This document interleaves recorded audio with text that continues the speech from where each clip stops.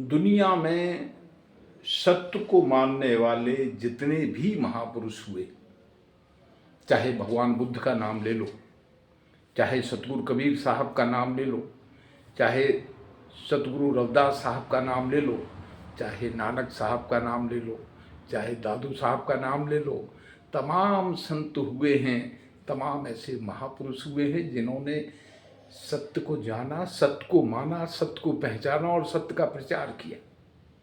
और सत्य का प्रचार करने वाला महापुरुष जो सत्य को जानता है उसकी कभी हार नहीं होती। सत्यमेव जयते। भारत के संविधान के निर्माता ने भारत के ऐसे लोगों को कानूनी अधिकार दिए, ऐसे लोगों को वो अधिकार दिए जो शायद वो सपने में भी सोच नहीं सकता था।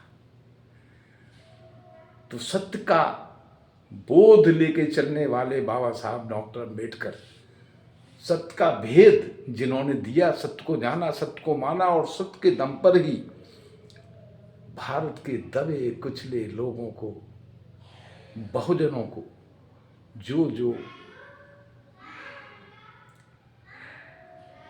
वो दे सकते थे, ऐसा कुछ देने वाले जीव को, ऐसा कुछ देने वाले महापुरुष को भी अगर हम भगवान नहीं मानेंगे तो किसको भगवान मानेंगे? तो बाबा साहब भगवान ही थे। फैशन नहीं है डॉक्टर अम्बेडकर साहब का नाम लेना।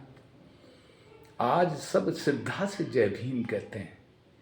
ज़्यादातर समाज, भारत की ज़्यादातर पॉपुलेशन सुबह उठते, किसी को मिलते जय भीम ही बोलती है। तो बाबा साहब जैसे महापुरुष को भगवान तुल्य जो नहीं मानता है, मैं समझता हूं कहीं वो ठीक नहीं है। इसलिए बाबा साहब जैसे महापुरुष को हमेशा सम्मान देना हमारा नैतिक धर्म होना चाहिए, नैतिक कर्तव्य होना चाहिए, नैतिक मान मर्यादा होना चाहिए। धन्यवाद।